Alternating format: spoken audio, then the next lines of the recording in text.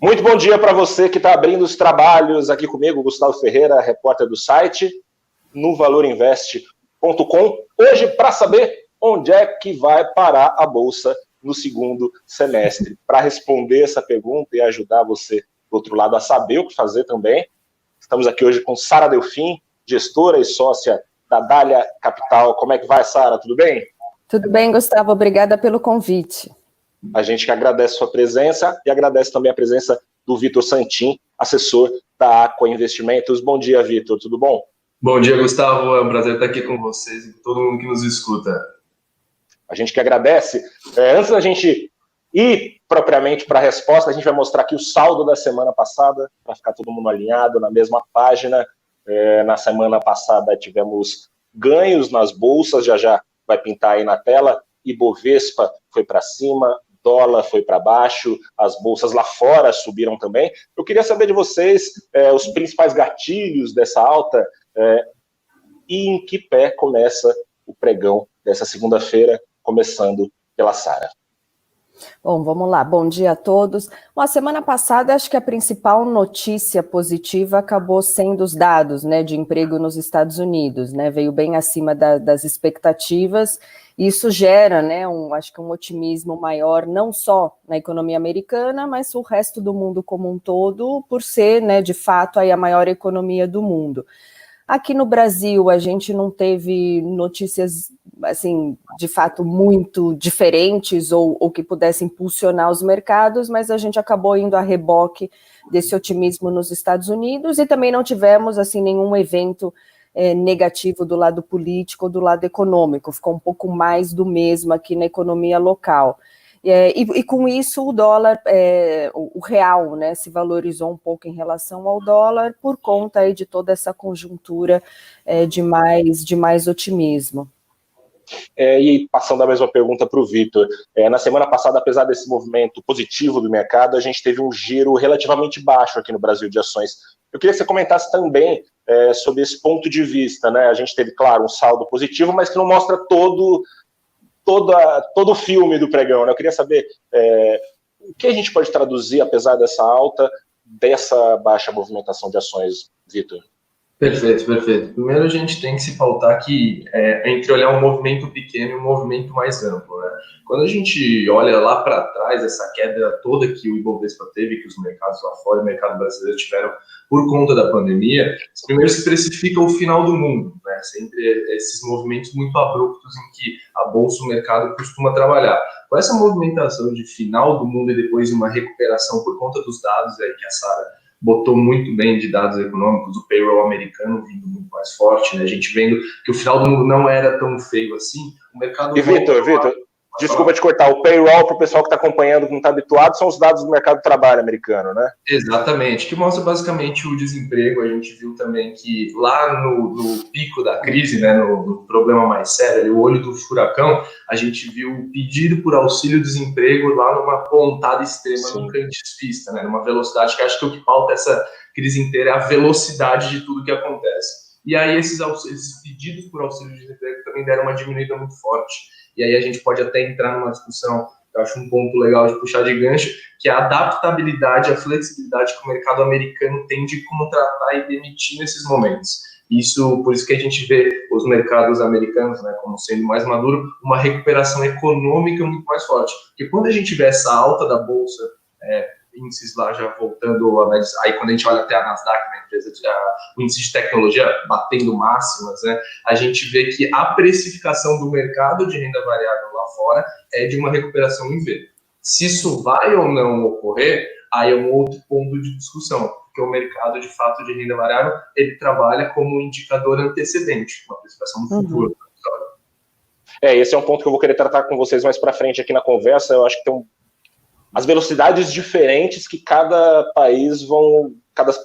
um dos países vai conseguir sair tanto da crise sanitária quanto da crise econômica, Mas partindo agora já, falando um pouco mais ainda de Brasil e olhando para frente, um pouco para trás e um pouco para frente, eu queria falar para vocês do retrovisor, olhando esses últimos 3 meses de rally aqui das ações no Brasil, e o que vocês acham que vai se manter porque tem fundamentos para continuar subindo, né? A gente teve nesse último trimestre, principalmente, uma alta fortíssima de empresas de comércio ligado ao varejo eletrônico, sobretudo a Via Varejo aí despontando. A gente teve o BTG também com uma alta muito forte, outras varejistas, exportadoras também com a recomposição de preços de minério, petróleo, celulose, acompanhando também o movimento e subindo bastante.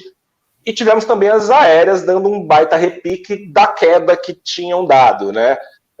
Disso tudo, o que vocês continuam apostando? Que cavalinho vocês acham que vão continuar andando bem ao longo desses 6 meses que temos pela frente, Sara? Bom, vamos lá, Gustavo. A gente tem uma cabeça otimista para ativos de risco e bolsa, não só no Brasil, mas também olhando para o mercado americano. E por quê? Acho que são 2 grandes variáveis, né? A primeira delas, a gente está falando de um mundo com juro zero.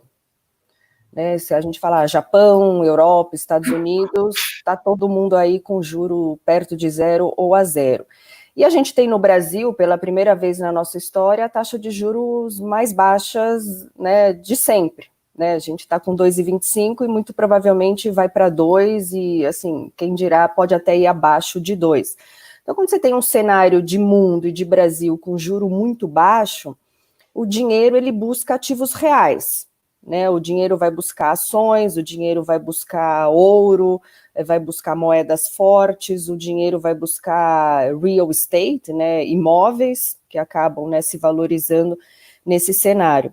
E a outra variável que é muito importante é essa bazuca de liquidez que os bancos centrais injetaram em todas as economias, né? A gente, quando vê a maior economia do mundo, os Estados Unidos, no espaço de 1 ou 2 semanas, eles injetaram um pouco mais de 10% do PIB na economia em dinheiro. Isso cria uma mudança de parâmetro para o investidor também, que se ele não acompanhar, ele está perdido, né? Exatamente. Então, assim, você tem essas 2 combinações, né? Uma enxurrada de dinheiro vindo para as economias, 10% do PIB mundial vindo em questão de dias e semanas, e você tem um mundo com juro pagando zero. Então, assim, a gente acha que essas 2, assim, a combinação desses 2 fatores é extremamente positivo para ativos de risco.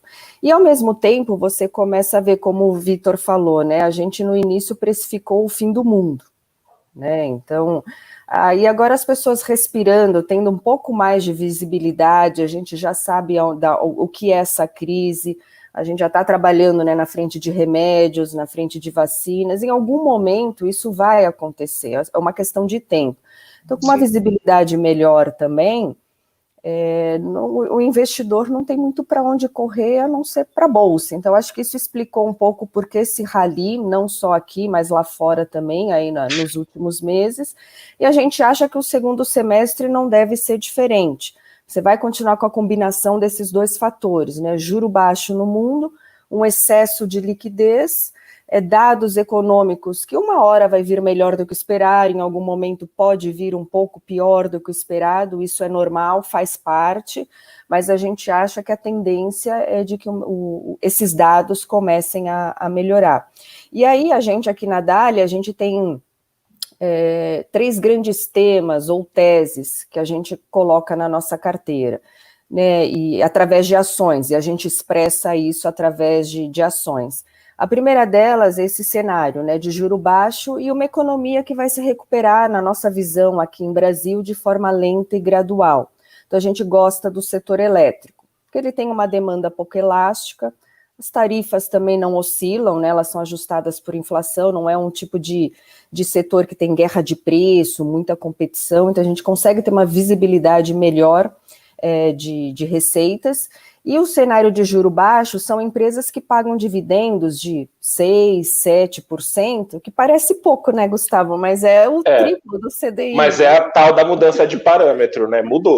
Mudou completamente, assim, e hoje você consegue achar empresas boas, sólidas, que pagam bons dividendos, então não é que é uma coisa arriscada, né? De novo, são empresas sólidas.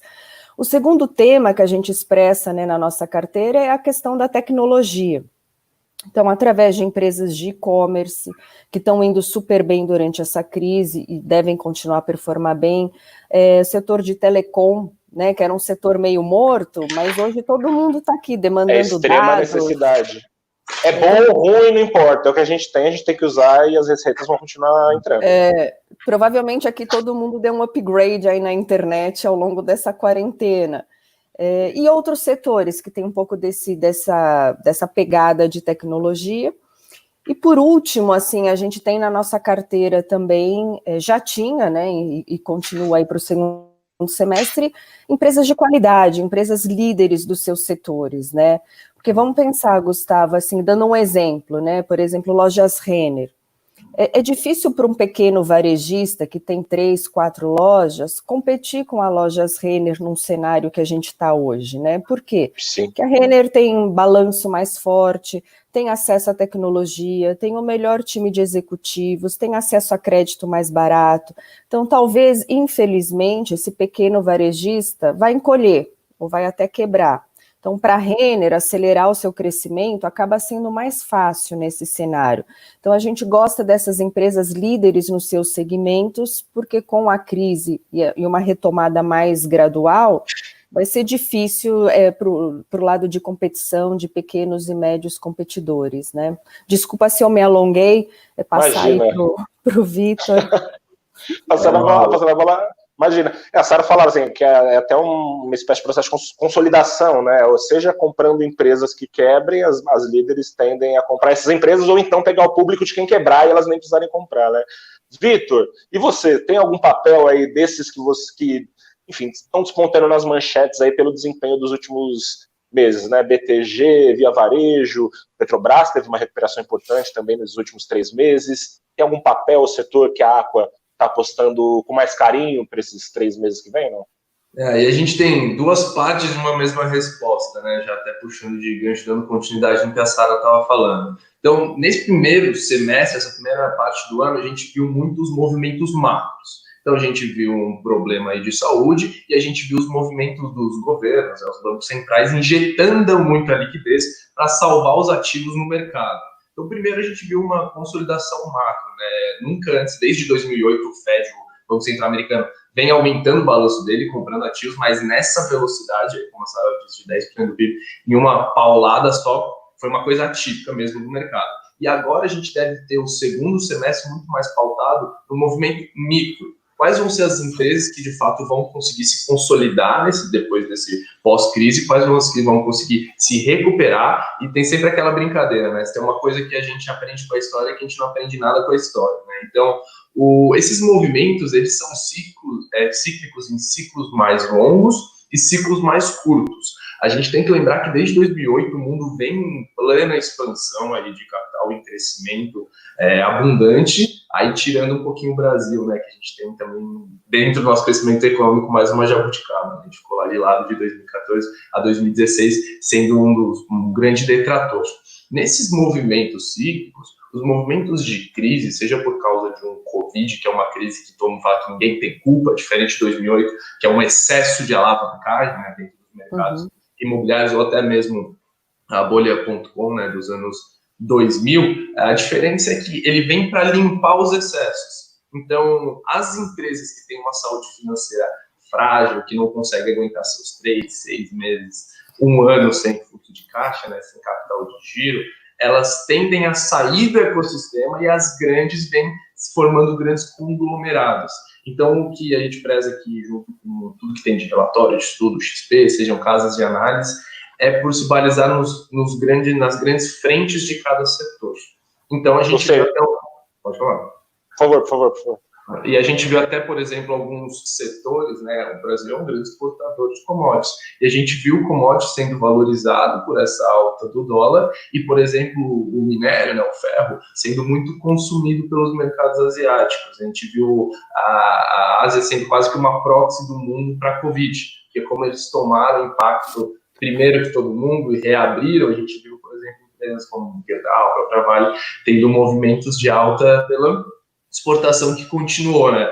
E a gente tem que entender também por que esse movimento de alta de dólar, já que a gente quer auxiliar o investidor, pessoa física, por que esse movimento acontece, porque esse impacto aí que a Sara falou de fluxo de capital migrar, um mundo com juros zero e tende a continuar, né, tem que ser alguma coisa que tende a continuar estruturalmente, e por que os ativos de renda variável eles também tendem a ter uma propulsão maior? Além do fluxo da migração, a gente tem também a questão do valuation dessas empresas, né, dessa ação. Então, quando se diminui a taxa livre de risco, né, que seria você deixar o dinheiro ali e não correr nenhum risco, as ações tendem a ganhar mais valorização. E como eu até falei lá inicialmente, a gente está comprando não o que o Ibovespa dá hoje, não o que as empresas geram de valor hoje, mas o fluxo que elas tendem a dar no futuro. Quando você está sem risco, você ganha zero. Quando a gente está falando até de Brasil 2,25, descontando inflação, descontando imposto, descontando tudo, a gente está próximo desses níveis mesmo. O investidor, tanto pessoa física quanto institucional, ele tende a buscar outras classes de ativos, e aí um grande recado que eu acho que o Covid veio a trazer é a diversificação entre diferentes classes de ativos. E até você no início falou bastante, né, Gustavo, que parecia ser uma coisa de rico anteriormente, e não é. A grande brincadeira, a grande diferença de paradigma que o investidor brasileiro, que ele é um bebê nesse mercado de investimentos comparado ao resto do mundo, é entender que você tem diferentes caixinhas de alocação, que elas não têm que ser binárias. Renda variável, por exemplo, no mercado de ação, que chama muita atenção, ela é uma alocação tática, não é 0 ou 1, ou você compra tudo ou você vende tudo. É uma alocação que você aumenta ou diminui conforme o mercado vai te dando respostas, né? Vai te dando indícios. E é interessante também o investidor ter as diferentes classes, como ter ativos reais como ouro, prata, né, que são deflacionários, quando você vê uma injeção de capital muito absurda, você ter renda fixa não só para liquidez, nesse estresse de mercado, sabe, deve ter acompanhado muito bem também. A gente viu títulos de crédito privado, até títulos pós-fixados, dando ágios absurdos, abrindo muito, porque você tem uma necessidade de captação.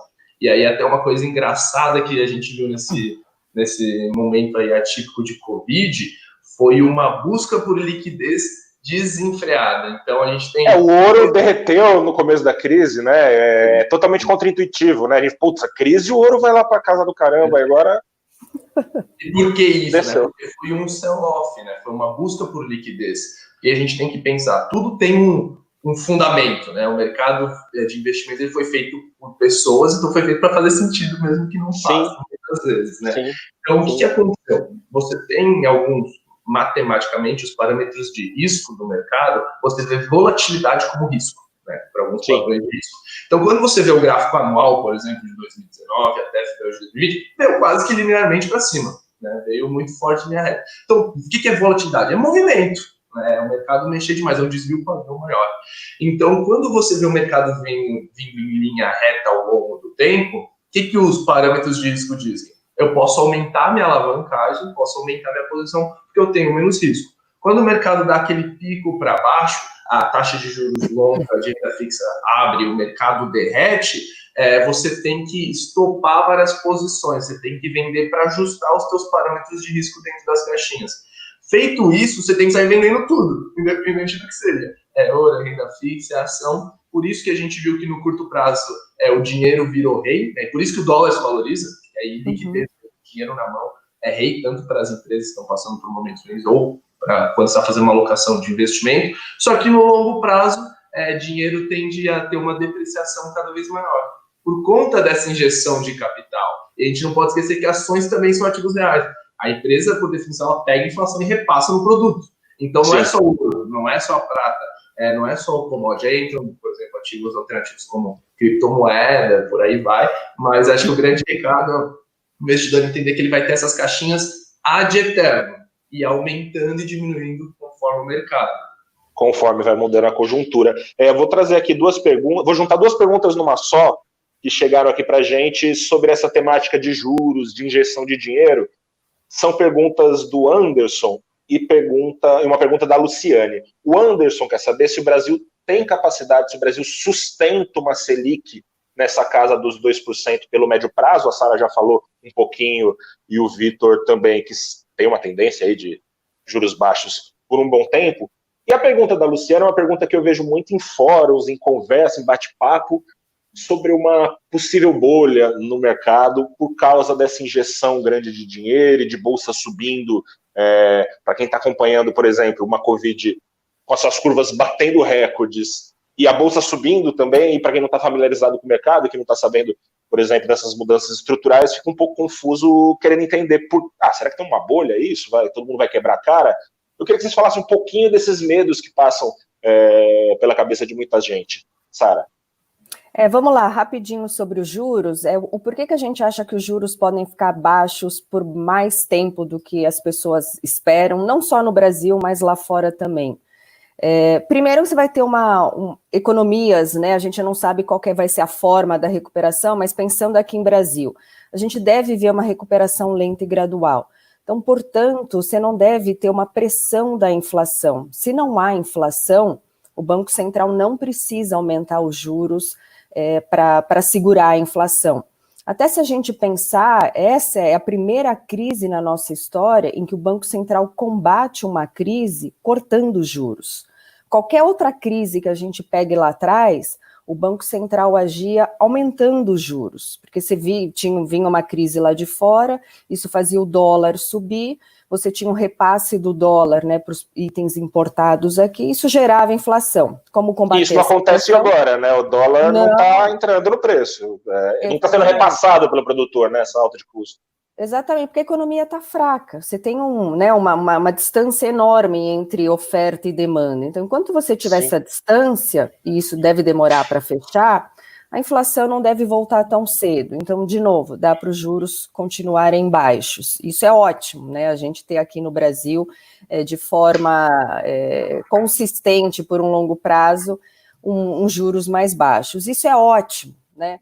Muita gente até fazendo um gancho, né? Muita gente se preocupa, poxa, mas a dívida pública vai explodir, porque a gente está tentando estimular a economia, a gente está ajudando as pessoas, a gente está ajudando as famílias com dinheiro público.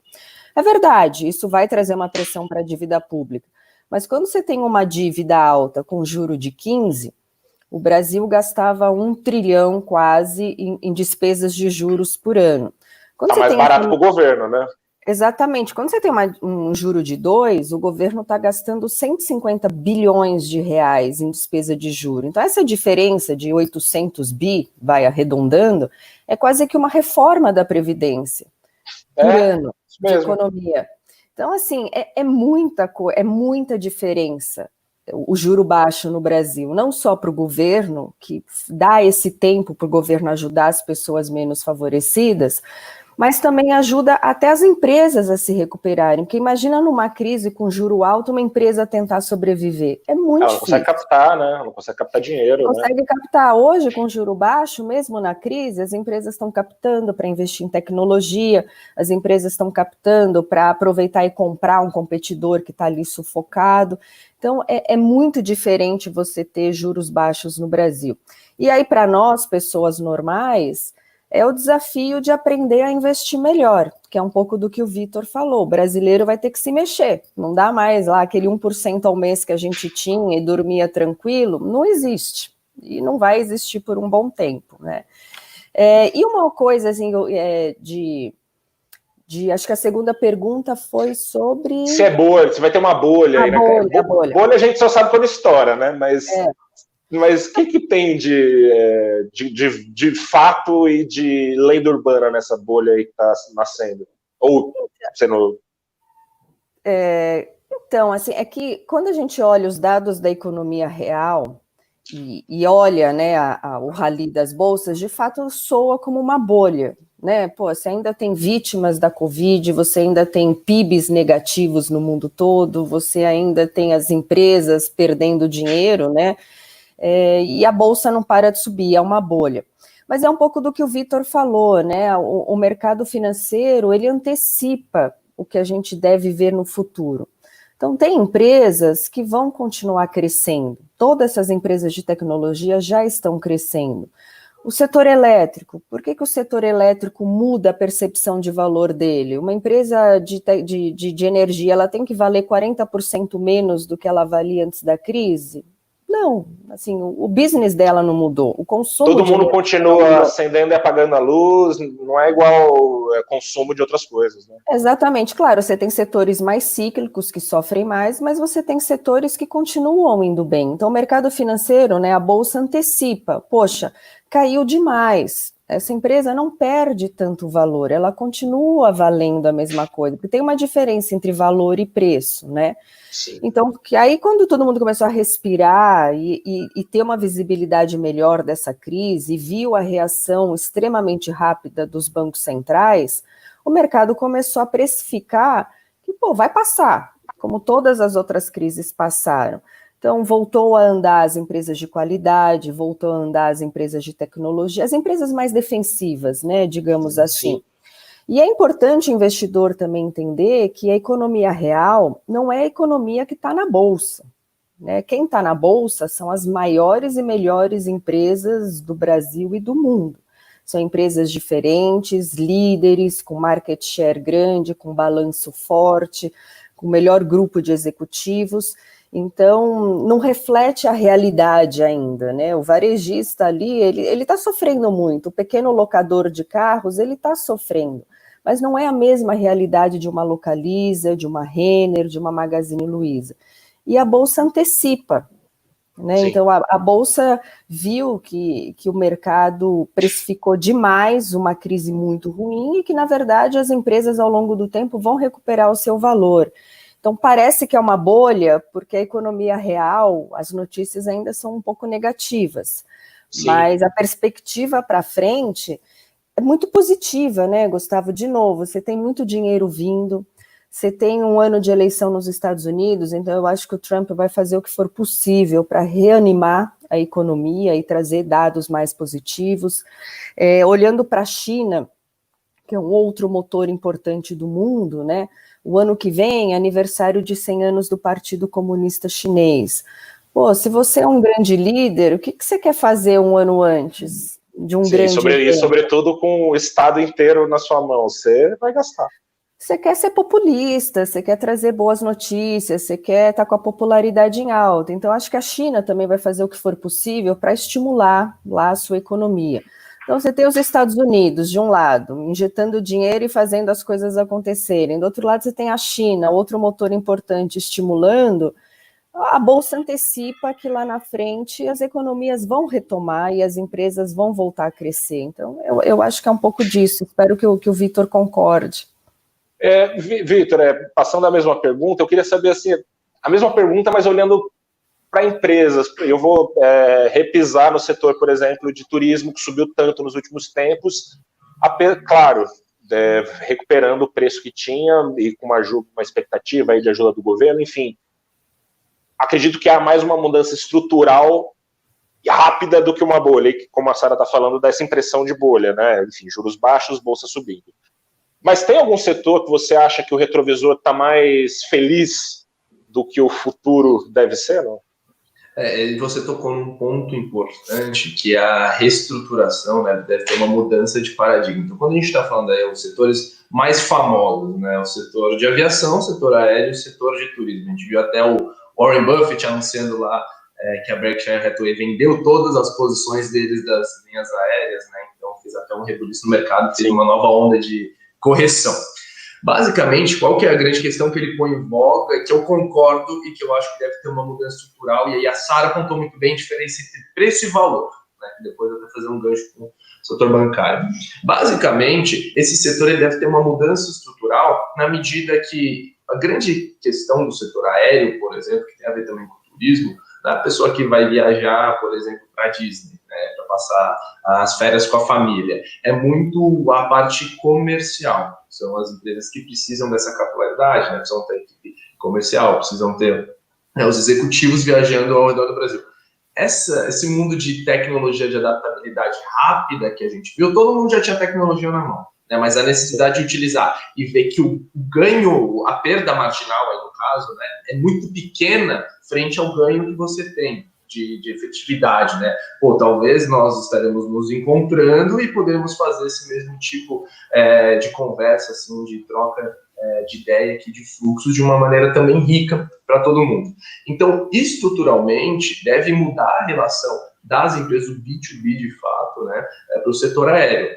E aí você tem uma quebra de paradigma, uma mudança nas margens das empresas. E aí o setor de turismo também trabalha de forma muito parecida.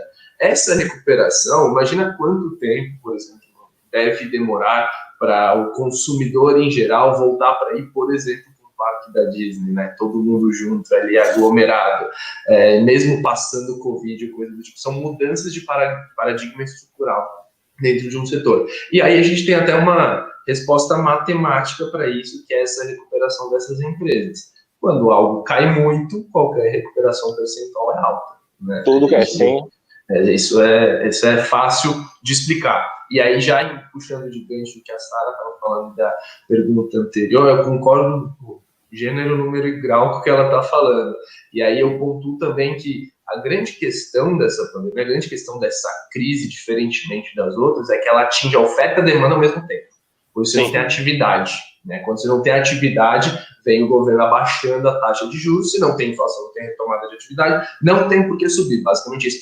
A gente tem que lembrar que os juros não é nada esotérico, é uma ferramenta do governo para controlar ali no pulso como que está indo a economia. A gente vê já em partes mais longas da curva, é até um ponto interessante de pontuar quando a gente fala, por exemplo, o dividend yield médio da Bolsa, né, ou de alguns setores específicos. O dividend yield, para traduzir pessoal, retorno com dividendos de acordo com o preço, né? De acordo com... Exatamente. Imagina você comprou uma ação lá que ela custa R$10. Se ela te paga R$1 de dividendo ao ano, você tem 10% de dividend yield. Basicamente é isso, né? O retorno que você tem ali, sem vender a ação, né? Recebendo parte dos lucros. E aí, quando a gente vê, por exemplo, as empresas pagando, quando você compara a Selic, né, o CDI, uma ação, por definição, é um investimento de longo prazo.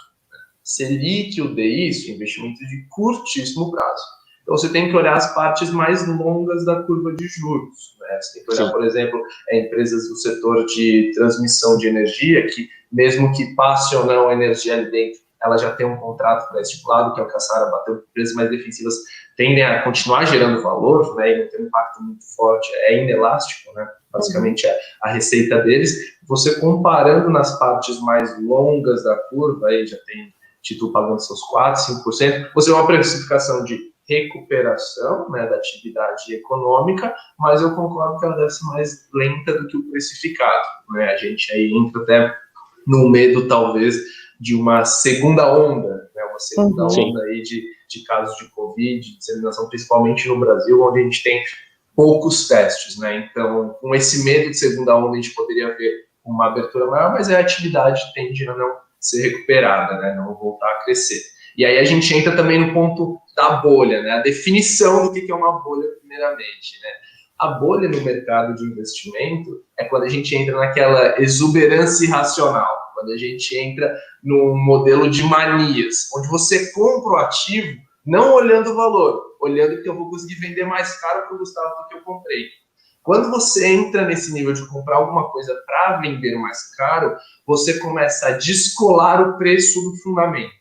Sempre que você inicia esse processo, você entra numa espiral em que, em algum momento, vem a agulha para furar a bolha e alguém é o último a pagar a conta. E aí até a gente pode fazer uma relação com essa evolução tecnológica que a gente vem vendo.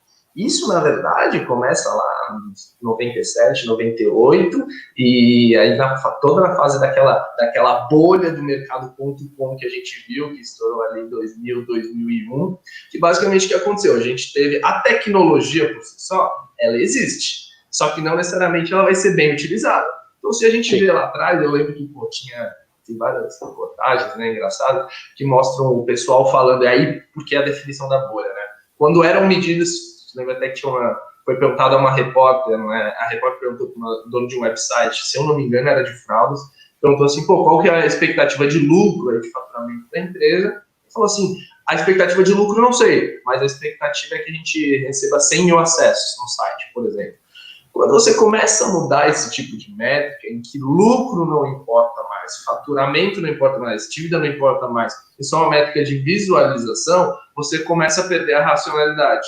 Tanto é que surgiu a internet naquele momento, e hoje, se a gente vê as empresas de internet que dominam o mundo, a gente tem 5, 6, né? Então, não é porque a tecnologia é benéfica que todo mundo vai saber utilizar, e aí a gente tem a definição dos grandes ciclos, né? As grandes empresas, como a Sara falou, elas têm muito mais força, elas têm muito mais antifragilidade, né? A palavra web, que é conseguir você sofrer os reveses sem ser os reveses que te tiram do jogo, né? Até o investidor, quando ele olha a bolsa, é bolho, não é? O que você está comprando? Renda variável é longo prazo, é uma classe de alocação tática que você tem que ter dentro da tua carteira, né? Até se a gente olhar, por exemplo, de 2000, o que aconteceu depois do estouro da bolha? O mundo ficou quase que escaldado, né, com medo de tecnologia. Voltou para quê? Para imóvel, ativo real. Sim. E o movimento foi o mesmo. A gente teve uma bolha, uma alavancagem nos ativos reais, nos imóveis, estourou. E agora que a gente volta à discussão da tecnologia que está já há quase 20 anos aí em voga.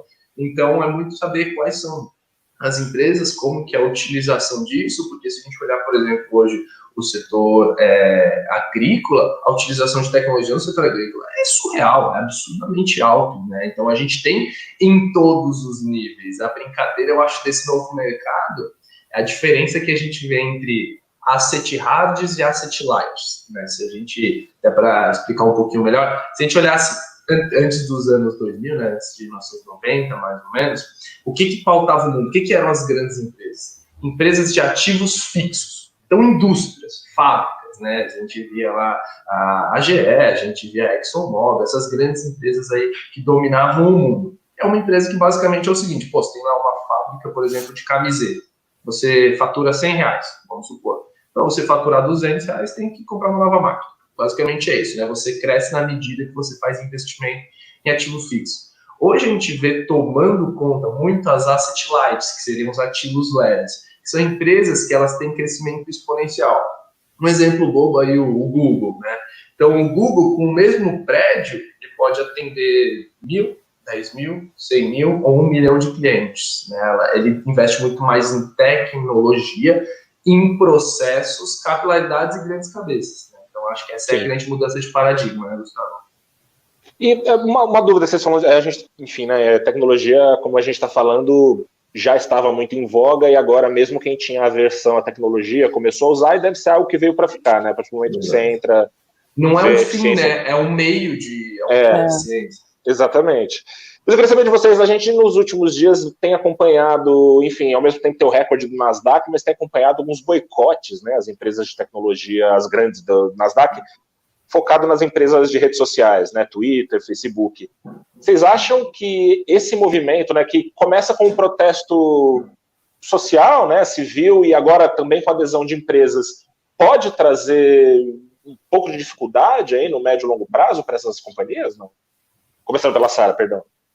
Então, Gustavo, assim, sempre tem barulhos, né? Mas você vê que mesmo com esse barulho, né, de muitas empresas grandes, globais, retaliando, né, cortando anúncios no Facebook, que é uma maneira do Facebook ganhar dinheiro, ainda assim, o setor como um todo, os índices de tecnologia continuaram subindo bem.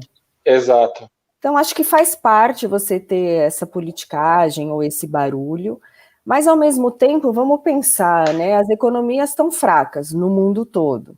Qual que é uma maneira de você fazer um marketing mais barato para tentar estimular o seu cliente, a sua demanda? É através dessas redes sociais. Então, a empresa, ela força, ela briga, ela faz barulho, mas, no limite, se impactar o bolso dela, e vai impactar, porque ela fazer uma propaganda na televisão, um anúncio no jornal, ou fazer uma grande campanha, se não tiver a mesma eficiência, ela vai acabar voltando, né? Ela vai acabar voltando. E eu acho que quando a gente olha os índices de acerto, os índices de melhora, né, de engajamento do cliente nessas empresas, tem uma relação muito forte com o desempenho das redes sociais. Então, de novo, faz parte você ter barulhinho, assim como a gente tem barulhinho político no Brasil o tempo todo, tem uma notícia aqui, ali, um Twitter mal educado aqui, o outro Twitter mal educado ali, mas passa, né? Então, a gente acha que no fundamento, né, no desempenho dessas empresas, ao longo do tempo, isso se dilui, esse barulho. Ou seja, dá um trimelique ali de curto prazo, mas que no médio e longo prazo isso tende a ser Isso se dissolve, assim, obviamente o Facebook pode anunciar algumas medidas, né, para tentar fazer um E que eventualmente podem até fazer ele subir, né? Podem fazer ele dependendo da subir. medida. Exatamente, ele fez um filtro ali de fake news, né? Ele vai diminuir né, a aparição de fake news. Eventualmente, como você falou, é bom, né? Para ele pode ser um gatilho, né? E provavelmente para ele implementar esse filtro, do ponto de vista de dinheiro, não deve ser um custo tão alto. Então, de novo, o fundamento da empresa não muda, né? Sim. Então não deveria mudar a percepção de valor dela ao longo do tempo. Sim. E Vitor, eu já vou, eu na verdade vou mudar para outra pergunta, porque está chegando bastante, senão a gente vai continuar a responder todo mundo. Vamos lá. Queria falar um pouco sobre empresa de infraestrutura, de transporte, mas de infraestrutura de um modo geral aqui no Brasil nesse semestre, e puxar também um pouco para o marco do saneamento, que foi aprovado, né? A gente tem saíram algumas notícias de algumas concessionárias até de estradas que eventualmente teriam interesse aí. Quero saber como é que vocês estão acompanhando. Eu acho que tem um exagero, e agora com a crise tem um exagero maior. Lá atrás o governo falando que era o novo pré-sal, agora com a crise eu acho que isso fica ainda mais fraco ainda, né? Mas não é nada, tem 50% do Brasil para ser atendido de saneamento e tem lenha para queimar aí, né? O investidor de bolsa pode se beneficiar disso como, Vitor? Perfeito, ótima pergunta. Esse marco aí do saneamento, de fato, ele é um ponto muito importante, tá, economicamente para a gente, mudança de paradigmas no setor, tá? O que a gente tem que tentar diferenciar? O que é sinal, o que é ruído, né? Como você mesmo falou, a gente ainda tem quase 50% para implementar esse saneamento básico no Brasil, né? Então, quando a gente começa a olhar os problemas nossos, são muitos problemas de estrutura de base. O setor de infraestrutura, quando você tem muita construção, por definição, é uma das armas que o governo utiliza para gerar emprego e retomar a atividade, né? Então, o Brasil sempre, quando deu o seu voo de galinha ali, em geral, foi por ali, né? Exatamente, mas o que a gente não pode esquecer do outro lado, né? Que é um pouco o que eu acredito. A gente não pode esquecer do outro lado que o grande problema do Brasil é o problema fiscal. Quando a gente vem de uma estruturação de um mercado de alta lá no final do ano passado inteiro e começo desse ano, é muito em perspectivas de uma melhora nesse nosso ambiente fiscal, né, com as reformas, com tudo que a gente vem passando, e principalmente uma melhora no ambiente de empreendedorismo. E nenhum país fica desenvolvido sem um ambiente de empreendedorismo saudável. Então a gente vê que o valor que pode ser agregado, o valor que pode ser gerado, é de fato com a iniciativa privada, né, trazendo recursos. A gente já viu até várias empresas de fora se interessando, porque você continua fazendo esse giro de fluxo de capital interno no país, você fortalece a estrutura financeira do país, a estrutura de fato de infraestrutura, né, aí no caso de saneamento, ou qualquer outra que a gente precisa, porque do outro lado, o governo já está abrindo a torneira, né? Quando a gente vê esse orçamento de guerra, a grande questão que se olha, que até o próprio Paulo Guedes tenta passar bastante para a gente, é não achar que dívida é algo bom, né? Não achar que é normal você sair gastando. É algo atípico que tem que ser feito? Com certeza, mas não é algo que pode ficar ad eterno, e saber entender também quais vão ser as ramificações de segunda ordem. Porque a partir do momento que você começa a gastar, quem que vai ser o balizador para te falar quando você vai parar de gastar? Para o que interessa? Essa é a grande questão que a gente tem que pensar. Então, olhando como marco de saneamento, projetos de infraestrutura, eles inicialmente ficam em segundo plano, mas são importantíssimos a partir do momento que você tem um fluxo de capital para botar de pé. Não sei como a Sara vê isso, mas eu enxergo muito como um potencial de mudar de nível o Brasil, e não só o saneamento, né? A gente vê como estrutura de base inteira, que a gente tem diversos problemas nessa nossa base, mesmo que foi construída talvez por algo ali, quase que aqueles prédios de Santos na areia, né? Quase caído ali, uma base não muito sólida, mas é um potencial muito forte que, se utilizado da maneira correta, a gente tem um propulsor, a gente ganha os dois lados. Né? E o investidor nisso, Sara, ele deve olhar com mais carinho para uma ou outra empresa que pode se beneficiar nesse processo? Acho que sim, né? Acho que, como o Vitor falou, infraestrutura acaba sendo um grande motor para você gerar emprego e acelerar a economia. E quando você é uma empresa, você olha, poxa, eu tenho aqui, vou deixar o caixa da minha empresa rendendo 2% ao ano, ou eu vou investir em projetos de infraestrutura, em concessões de 20, 30 anos, que vão ter um retorno de 8, 9% real. Desde que você tenha um marco regulatório estável, desde que você tenha contratos claros, né, que mitiguem os riscos desses projetos, você tem muita opção de crescimento para muita empresa.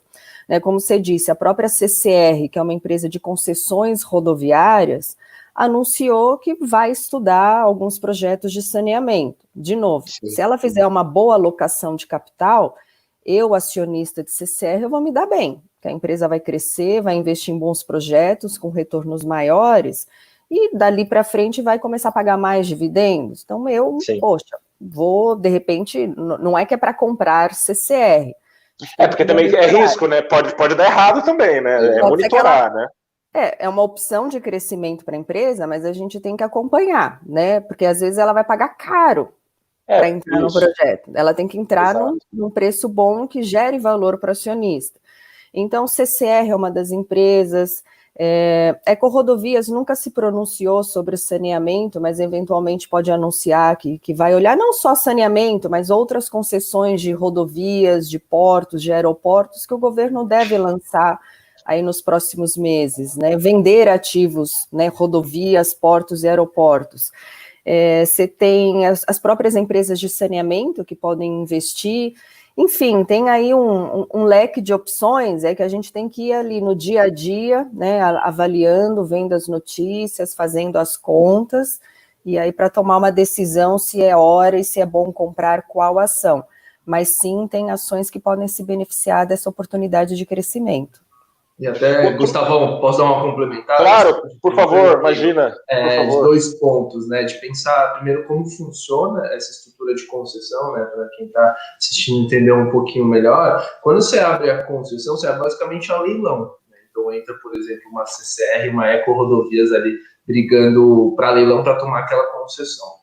Por definição, que funciona também com transmissão de energia elétrica, né? Então, por definição, como funciona? É a empresa que consegue provar que vai botar aquele projeto de pé pela menor receita que ela vai ter, né? Então, você tem um faturamento ali já pré-estipulado por aquela concessão. Quem aceita trabalhar ali pelo menor dinheiro recebido, de fato, né, ao longo desses anos, é quem ganha o leilão. E aí, como que funciona isso? Você favorece ao melhor player, de fato, entrar e estruturar aquele projeto. E aí, os players que, por definição, tendem a ganhar, como a CCR lá, já há algum tempo ganhou lá do Rio Grande do Sul, né, fazendo uma estruturação bem grande, CCR toda a Bandeirantes aqui também, né? Basicamente, ela tem que ter um caixa muito robusto para fazer esse tipo de projeto, né, que é como é feito o crescimento. Eles absorvem o caixa a partir de um ganho que é quase constante, por isso aí também não se esquecer, mesmo um investidor podendo investir nesse tipo de negócio, ter um ganho legal, é uma empresa defensiva, porque você tem uma estrutura de receita já pré-estipulada e, por definição, não deve mudar o consumo na ponta final. Né? Então, um pouco parecido ali com as infraestrutura também, como a de energia, né? Exatamente.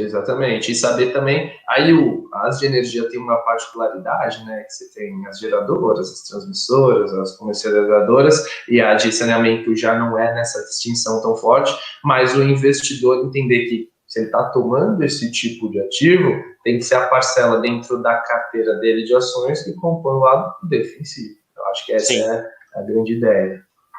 Um outro setor que eu queria falar com vocês é o bancário também, né? Ele no começo da crise, em alguns relatórios apontados como defensivos, mas não vem performando, se a gente olha na comparação com as outras ações do Ibovespa também, né? Bancão caiu 20%, 30%, quase 40%, sendo que o Ibovespa caiu 16% no ano. A gente teve, sim, antes da crise, né, os bancos patinando no começo do ano, já como vinham patinando no final do ano passado, por causa de notícias do governo se movimentando ali para aumentar a concorrência, etc. Está descontado o papel de banco? Ou seja, tem uma perspectiva de alta boa aí pelos próximos meses? O que você acha, Sara? Olha, eu não sou especialista em bancos, mas assim, a visão que a gente tem é muito simples, Gustavo. Assim, se a gente for discutir bancos, a gente pode ficar aqui horas. Mas assim, é muito simples a nossa cabeça. Assim, o dinheiro, o investidor, ele busca crescimento. Se você perguntar qual é a minha convicção de que o lucro dos bancos vão crescer daqui para frente, eu não sei. A minha convicção é de média para baixa. Por quê?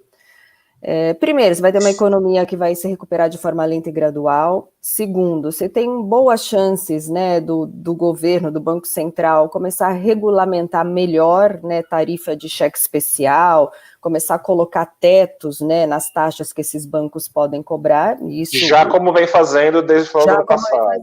Então, é uma perda de receita, uma perda de rentabilidade desse setor, e é um setor que está com muita competição dessas fintechs, das carteiras digitais, né? Hoje toda empresa de e-commerce tem a sua própria carteira digital.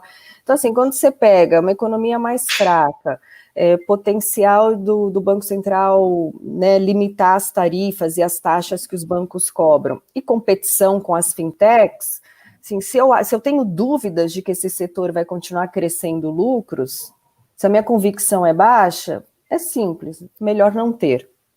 Tá, entendo. Então, é por aí. Na comparação, é muito grande, né?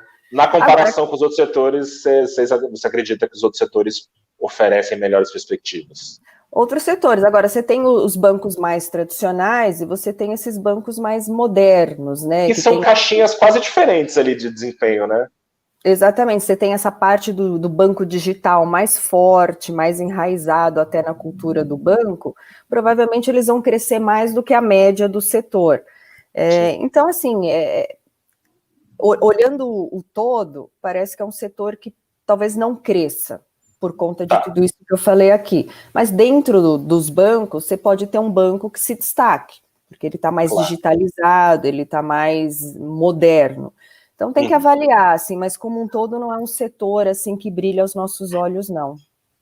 E você, Vitor, como é que olha para o setor? Eu queria também colocar um papel específico na conversa, o BTG, que teve no último trimestre, teve a segunda maior alta das ações do Ibovespa. Você acha que ainda é um ritmo que ele consegue manter pelos próximos tempos? Como é que você está vendo isso? Tá, então, primeiramente aí do setor bancário, né? O setor bancário, a gente tem 3 grandes pontos aí de atenção, que é o que vem mostrando essa performance aí dos bancos, né? Então, primeiro a gente tem os impostos, né? As alíquotas de impostos que devem ser revisadas aí, que é uma briga que está tendo aí para o governo tarifar melhor aí o banco, né? Já bateu nesse ponto bem. Segundo, a gente tem a concorrência, que vocês bem disseram, e terceiro, a gente tem o nível de inadimplência que pode vir a ocorrer aí por parte dos bancos, por isso que a gente viu uma provisão maior nesses últimos balanços. Então, aí as alíquotas de imposto, né, é uma briga muito mais jurídica, governamental. Para a concorrência, é importante a gente modelar um pouquinho qual que é o nível dessa concorrência, né? Então, basicamente, a gente está vendo uma abertura no mercado bancário que no Brasil demorou muito a vir. E o que foi o grande propulsor dessa abertura foi, de fato, as tecnologias. Porque há um tempo atrás, a gente viu vários bancos americanos, bancos estrangeiros, o próprio Santander aqui no Brasil, e não conseguindo bater de frente com os grandes bancos. Né? A gente tem um exemplo bom do Citi, o Santander agora com performances muito boas, mas há 5 anos atrás não conseguia trabalhar nesse nível, porque os bancos brasileiros têm as maiores margens do mundo, né? E é muito por conta desses custos embutidos nos produtos. Quando você está num setor aí que os players, né, e você olha os grandes bancos, de fato, quando eles ficam muito grandes, quando qualquer player fica muito grande, ele começa a se misturar com a própria economia, né? Então você não consegue crescer muito mais do que a economia cresce. Historicamente, os bancos são bons em momentos de alta, de melhoria econômica e de piora. Só que agora, quando a gente está vendo um nível de crise desse tamanho, que você, por exemplo, grande parte da carteira de empréstimos deles tende a ter um nível de inadimplência, de não pagar, de fato, as dívidas junto aos bancos, porque você deve ter uma tendência de quebra muito grande do pequeno e do médio, que é o que consolida a carteira de empréstimos de um banco, né? O cara que é muito grande, a empresa que é muito grande, ela vai no mercado, ela faz um IPO, faz um follow-on, que é um caso também do BTG que fez recentemente.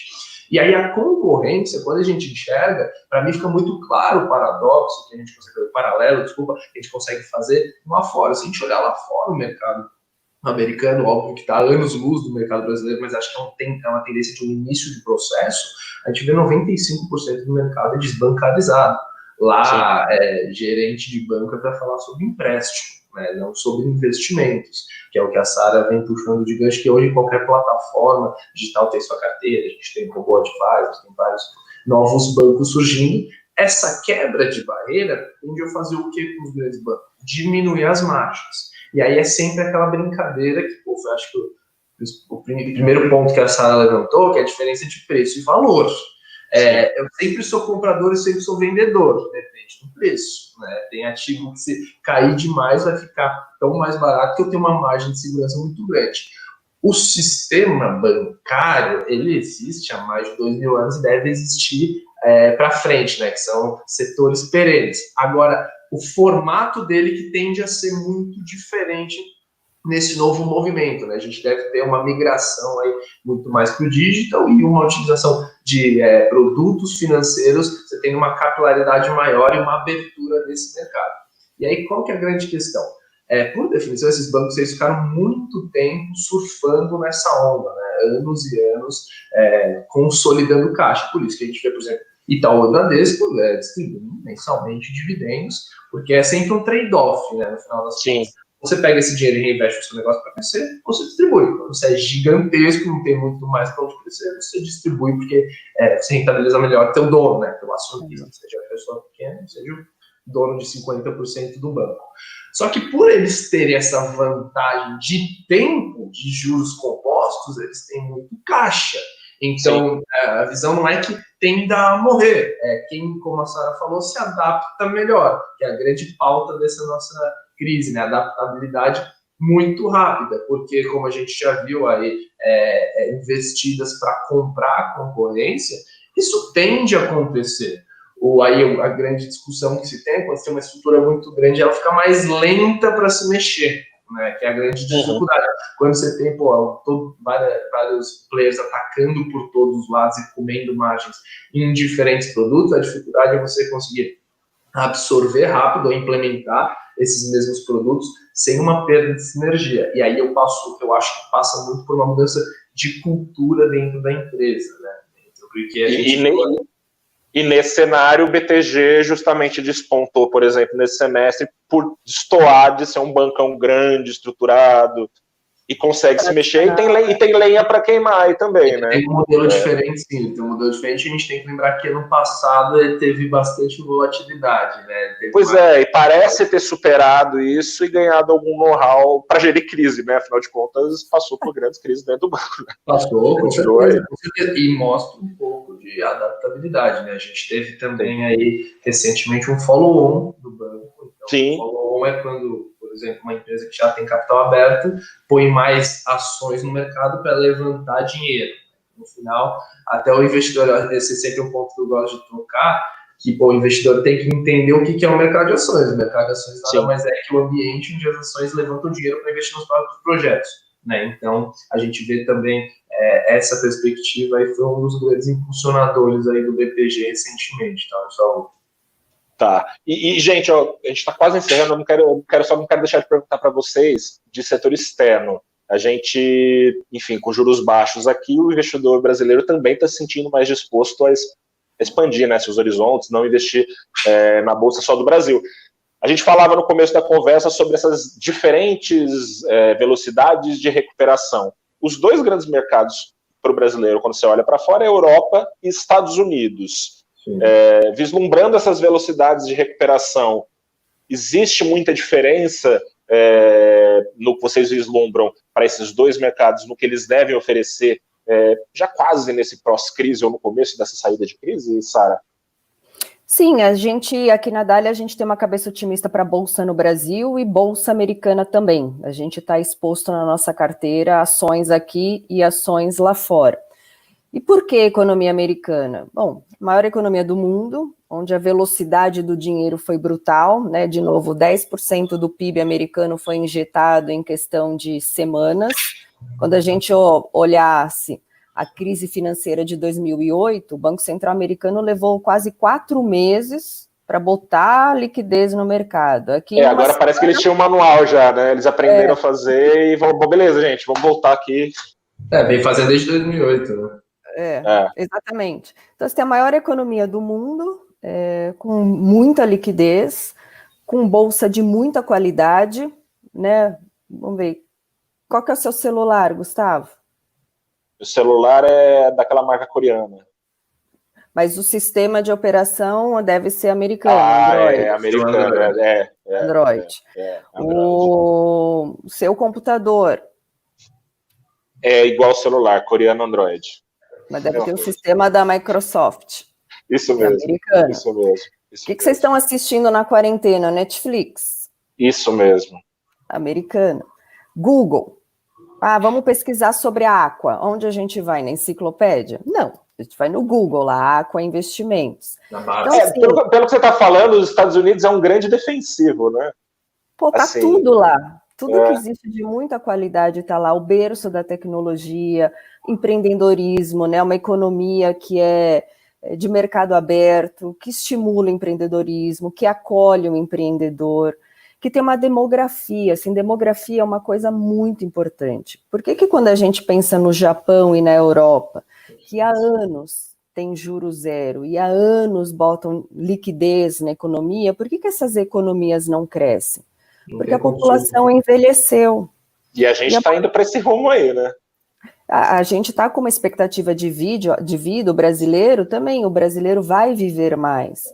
Então, só que a pessoa mais velha, ela consome menos. Qual que é a diferença de demografia nos Estados Unidos? A população jovem, né, economicamente ativa, ela vem crescendo mais ou menos 15% ao ano, nos últimos 30 anos, 20, 30 anos. E a expectativa é que continue crescendo, mais ou menos uns 10% nos próximos 20, 30 anos. Então, é uma população economicamente ativa que gera riqueza, que gera crescimento. Isso é muito potente quando a gente pensa a médio e longo prazo. Então, é muito difícil, né? Como o Warren Buffett diz, né? Nunca aposte contra a América.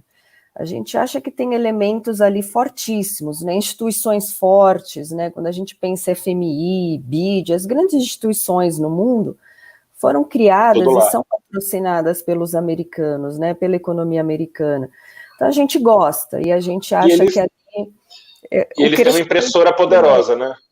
Tem uma impressora poderosa. Então, a gente acha que, assim, nesse mundo, os Estados Unidos devem continuar se destacando, devem ser os primeiros a retomar o crescimento.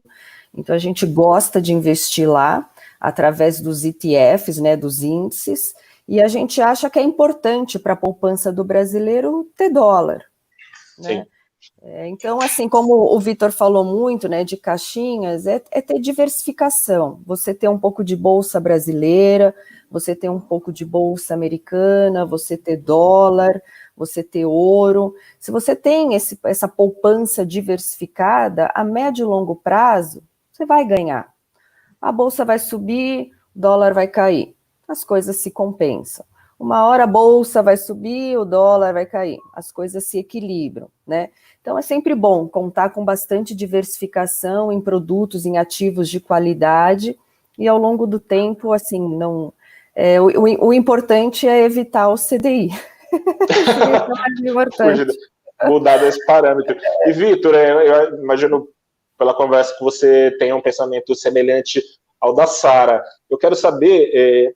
Claro, né, a gente vê esse dinamismo da economia americana, que no caos de maio, a iniciativa privada agora com a revisão dos dados estava gerando emprego. Sim. A gente tem uma crise sanitária escalando lá ao mesmo tempo, né? Como é que o investidor deve olhar para isso? A crise sanitária também é um ruído eleitoral, que vai ter esse ano, é inevitável, guerra comercial, isso de alguma forma é mais um ruído ou pode frustrar de alguma forma essa expectativa de retomada em V, né, dos Estados Unidos?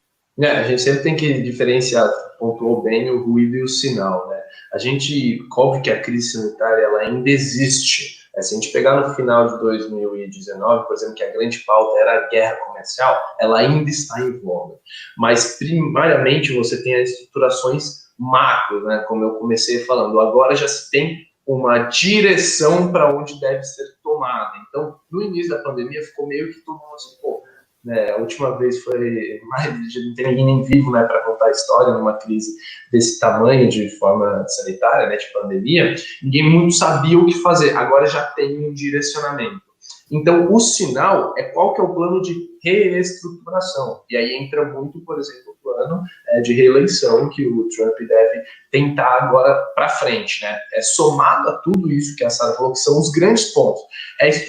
O fortalecimento econômico, o que você tem de estrutura financeira como grau de empreendedorismo, né? Você tem, por exemplo, o Vale do Silício, que é a meca, por exemplo, da tecnologia, né? Você tem todos os maiores processos, as maiores empresas ali dentro, e somado a isso tudo que a Sara falou, a gente tem também um mundo inteiro apto a tomar dívida dos Estados Unidos. Essa é a grande questão, essa é a grande força deles. Então, quando eles vêm com uma bazuca de dinheiro no mercado, tomando tomando inclusive ativos junk bonds, né, que são ativos high yields para alocar no mercado. Super arriscados, né? Exatamente, o mercado de crédito privado.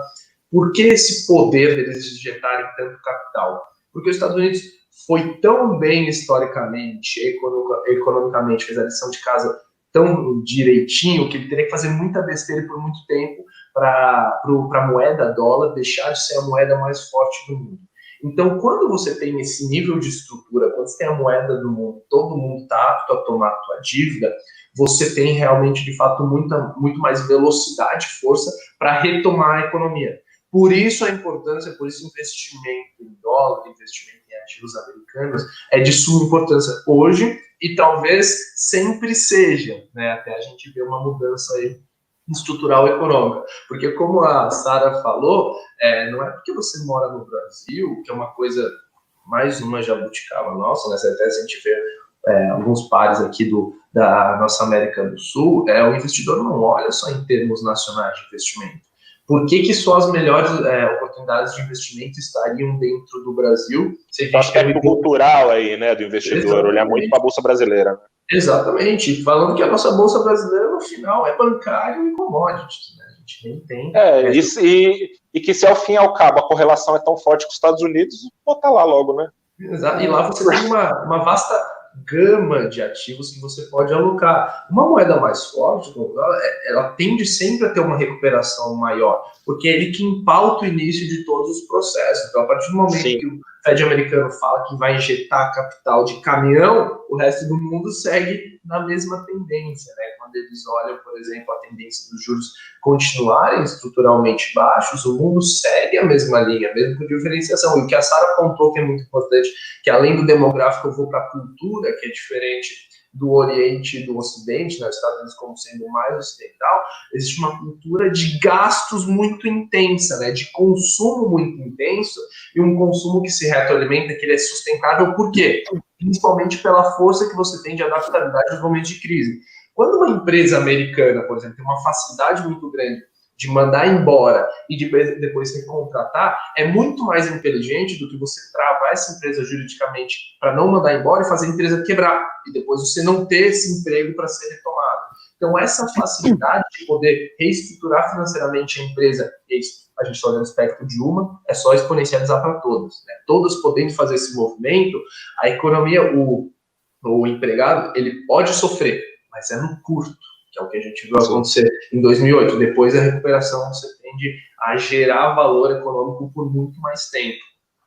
Ou seja, na facilidade... Desculpa falar.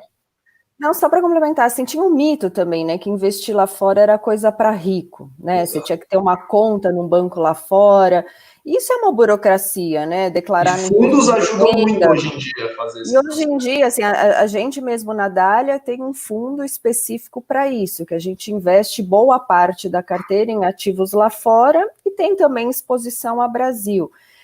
O trabalho do Vitor, né, como assessorar os clientes, obviamente devem ter outros fundos também que têm esse mandato de investir lá fora, então ficou muito mais democrático, muito mais fácil o acesso, muito mais fácil a informação também para o investidor, pessoa física, entender por que o fundo está botando dinheiro lá fora, aonde, né, o porquê o ouro, o porquê o dólar. Então hoje a informação está muito mais disseminada, dá muito menos...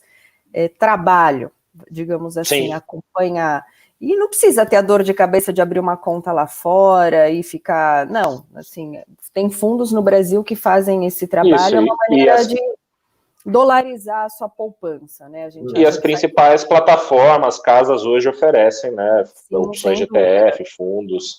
Gente, a gente já passou até quase 1h10 aqui conversando. Muito obrigado pela presença. Exatamente, papo bom. Quero agradecer aqui a presença da Sara Delfim, ela é gestora e sócia da Dália Capital, e do Vitor Santin, assessor da Aqua Investimentos. Passar a palavra final aqui para eles, para o último recado para o investidor aqui nessa semana, primeiro pela Sara. Bom, Gustavo, obrigada pelo convite. Vitor, obrigada aí pela parceria e ajuda aqui no bate-papo. Acho que a mensagem é simples, Gustavo, assim, um resumo de tudo que a gente falou aqui, né? Os juros vão ficar baixos por bastante tempo no Brasil. Isso é muito saudável para as empresas e para o investidor brasileiro. Temos boas empresas na Bolsa, ações de qualidade, com ótimos executivos. Bolsa não é um cassino, não é coisa de outro mundo, é simples. E pense em diversificação. Tenha um pedaço da sua poupança na renda fixa, ali para uma emergência, e o que for excesso de poupança, diversifica, compra um pouco de bolsa com gestores que você gosta, que você confia, que você admira, compra um pouco de dólar, um pouco de ouro, ou através de fundos, né, que tenham esse mandato mais multimercados, que ao mesmo tempo compra bolsa, compra dólar e compra ouro. Ao longo do tempo não vai ter erro, assim, é uma fórmula ganhadora. Quando a gente olha para o passado, foi uma fórmula ganhadora, e olhando para frente, os fundamentos que a gente enxerga para os mercados como um todo, a gente acredita que vai ser aí uma boa maneira de alocar a poupança nessas 3 classes de ativos. E assim, o noticiário ainda é ruim, obviamente, a gente está falando de vidas, mas hoje a gente entende melhor, tem uma visibilidade melhor. Não é a primeira e não será a nossa última crise, né? E o brasileiro tem bastante cicatriz, né? A gente sabe bem como passar por uma duro, crise. Né? Então vai passar. É questão, assim, é tempo. É tempo. Obrigada. E você, Vitor? Obrigado, Sara. Bom, Gustavo, obrigadão aí pela chance de conversar aí com vocês dois. Sara, valeu demais a aula que você deu pra gente. E acho que o grande recado que eu queria deixar, de fato, já somando ao que a Sara fala, de fato é a diversificação entre diferentes classes de ativos, né? O investidor brasileiro, ele tem que entender que ele tem que ter a caixinha dele ali do pós-fixado, da liquidez, tanto para reserva de emergência, quanto para oportunidade. Eu acho que o que mais dói para o investidor que já está há algum tempo no mercado, né, são 2 coisas. Primeiro, não ter começado antes, e segundo, não ter caixa para aproveitar as grandes oportunidades. Ter também ativos descorrelacionados, ele tem que aproveitar a oportunidade no pós-fixado que esteja dando ganho nesses momentos de crise, tem que utilizar o mercado de renda variável, o mercado de bolsa. No final das contas, no longo prazo, bolsa é sempre o melhor investimento a se ter, né, porque você está do lado da economia real. Tem que entender que existem ativos reais como ouro, como prata, né, como ativos que são deflacionários, que podem te auxiliar tanto no momento de crise quanto no momento de injeção de capital muito forte. Abro a brecha aí também para quem quiser aprender um pouco sobre criptoativos, que é uma onda que vem acontecendo de algum tempo, que acho que vale conhecer. É um nível de investimento que também ganha propulsão com uma injeção de capital muito forte. E uma das grandes mensagens que o Covid vem trazer, que eu gosto sempre de exponencializar, até pelo meu lado mais aqui de derivativos, é de puxar a proteção. Você entender que ter o seu seguro contra um dia de chuva é extremamente importante. E o seguro, a proteção, ela deve ser feita quando ela está barata, né? Depois que você bate o carro, você faz o seguro do carro. É sempre o melhor dia para comprar guarda-chuva num dia de sol. E o seguro ele pode ser feito tanto através de hedge mesmo, né, de opções, de proteção, quanto com ativos correlacionados negativamente, que seria uma forma mais barata de você fazer os seguros, que é até um movimento que os fundos multimercados utilizam, né, de ter várias caixinhas, e o investidor entender que ele tem que tentar se tornar o seu próprio fundo multi, né? Mesmo tendo um fundo ali dentro, ele tem as diferentes classes, se é ativo em dólar, porque no final das contas o grande objetivo do investidor não é o longo prazo, O que é o longo prazo? É a soma dos curtos prazos bem trabalhados, e ele só existe se você sobreviver até lá. Então, nunca assumir uma posição côncava, nunca assumir o risco da ruína, de poder perder tudo e ficar ao longo do caminho, e ter a diversificação de ativos. Essa era a grande mensagem, viu? Tá certo, Vitor. Sara, muito obrigado a vocês dois. Agradeço também quem está com a gente aqui, mais uma vez, abrindo os trabalhos no valorinvest.com. Acesse o valorinvest.com para ver que o Ibovespa Futuro está apontando para cima. Se continuar assim até o fim do dia, abriremos a semana com ganhos aqui na Bolsa do Brasil. Bom dia, boa semana, até a próxima e tchau, gente. Obrigada, tchau, tchau. Tchau, foi um prazer.